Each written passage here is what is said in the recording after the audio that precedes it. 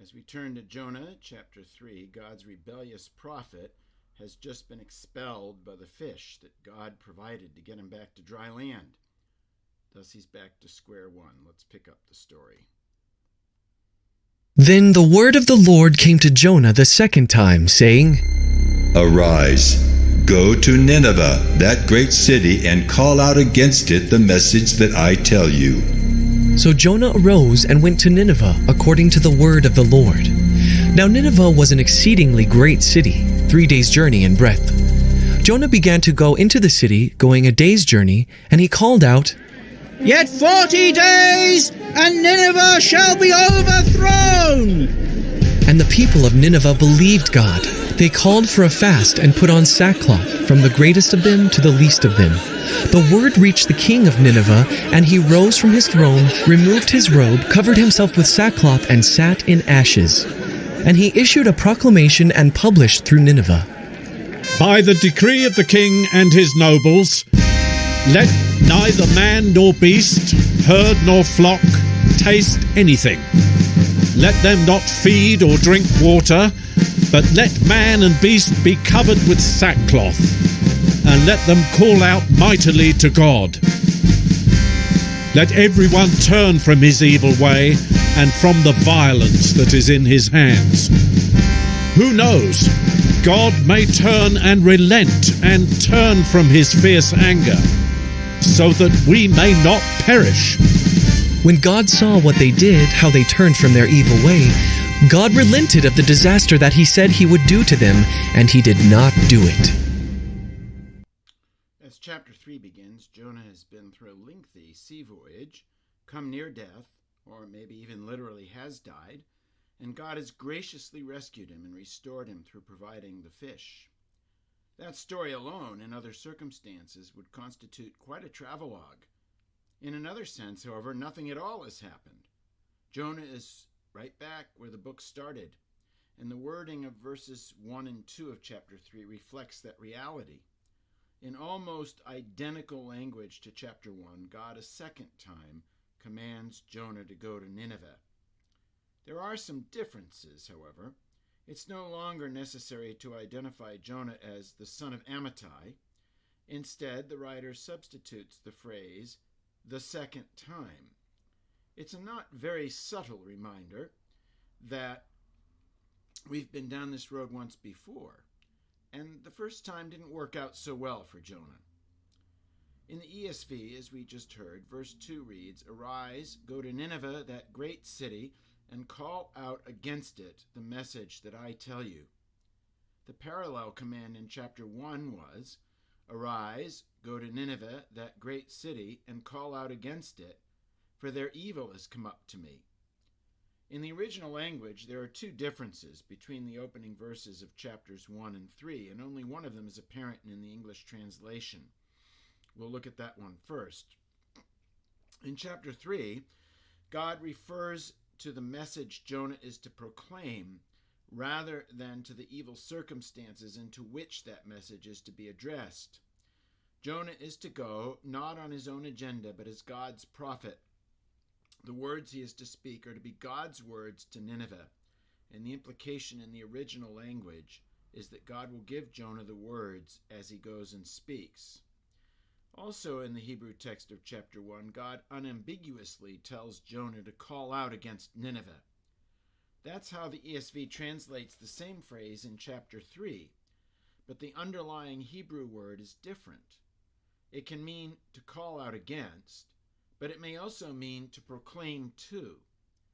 That circumstance, together with the fact that the reference to the evil of Nineveh that was made in chapter 1 has been omitted in the parallel here, at least leaves the door open for the possibility that God may have in mind a more gracious outcome for the city than the destruction with which Jonah will threaten it. And the balance of this chapter will show that that is in fact the case. The parallel to chapter 1 continues to the first word of verse 3. Here again is there, Jonah arises. This time, however, there's no running away. Without embellishment, the writer simply reports that Jonah went to Nineveh. The journey of about 500 miles will take at least a month, but Jonah clearly has given up. He realizes that God means business, and he goes according to the word of the Lord, and with no further comment on his part. At least Jonah goes to a certain extent. He arrives at Nineveh. The place is huge, teeming with people and animals. It would take 3 days to go across the entire city, yet the text indicates no more than that Jonah began to go into the city. That implies that he stopped.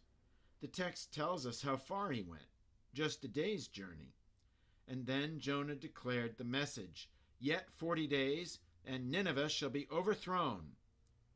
The Hebrew is ambiguous on the next point, but the Greek translation of the Septuagint is not. Jonah proclaimed that message exactly once. That was it.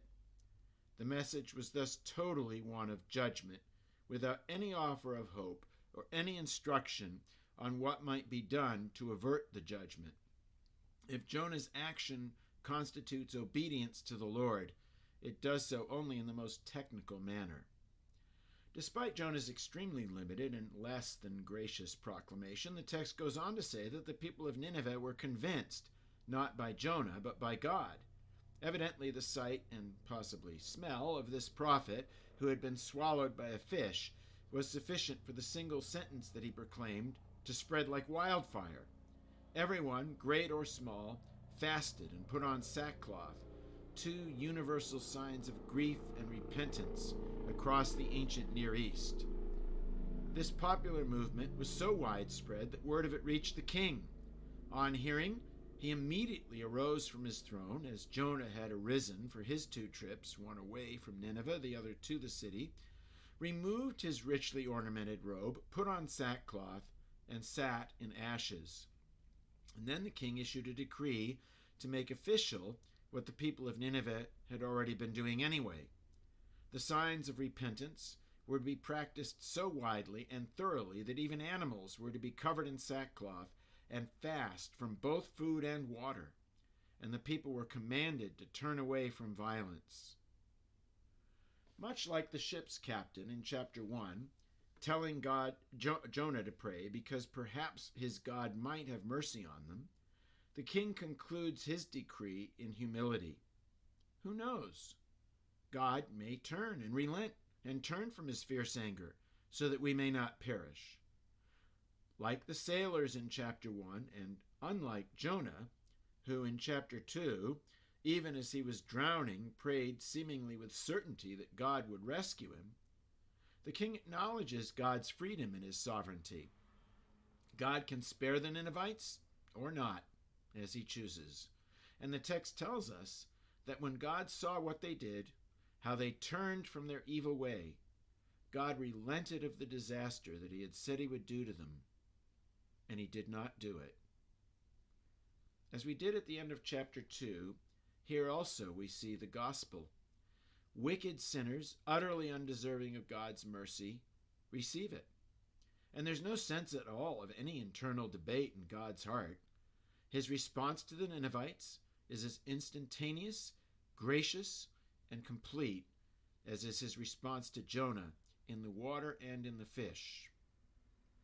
Another feature of chapter 3 is the wordplay in the Hebrew, particularly in describing the Ninevites' repentance.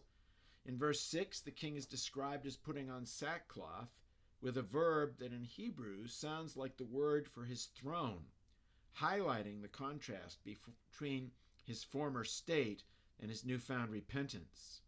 That word is repeated then in the decree in verse 8, commanding all Ninevites to put on sackcloth. The word for the decree in verse 7 sounds like the Hebrew word that is the focus of that decree, the instruction not to eat. And finally, in verse 10, God is said to relent from the evil he had proclaimed against Nineveh when he sees how the Ninevites turn from their evil.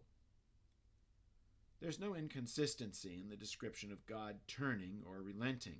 The Old Testament prophecies frequently indicate that God's wrath is conditional, potentially temporary, and that he will be quick to turn from it as soon as his people turn from their evil behavior. The irony in this chapter, of course, is that it is Ninevites, not Israelites, who willingly comply with the condition on the flimsiest of warnings, yet with a repentance unmatched at any time in the history of Israel, with even beasts fasting and wearing sackcloth. Israel is God's chosen people, given the law by him in order to love and serve him and live lives that glorify him. They have been sent multiple prophets, including Jonah, to remind them and recall them to that law. But nothing in Israel's recorded history even remotely resembles the entire turning to God of this city of wicked, godless pagans who have been Israel's ruthless and feared enemies, committing unspeakably terrible acts, but who now turn wholesale to God. By prophetic standards, Jonah has achieved a remarkable success despite his own less than enthusiastic behavior. We'll see how Jonah evaluates that success next time as we turn to chapter 4.